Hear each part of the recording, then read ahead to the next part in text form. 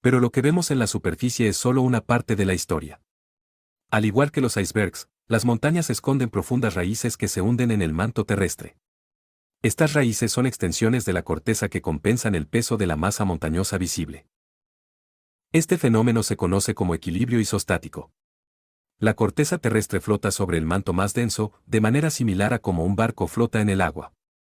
Cuanto más alta es la montaña, más profunda es su raíz para mantenerla a flote. Cuando la erosión desgasta las cumbres de una montaña, reduciendo su peso, la raíz subyacente asciende lentamente. Este proceso de levantamiento isostático compensa la pérdida de masa en la superficie.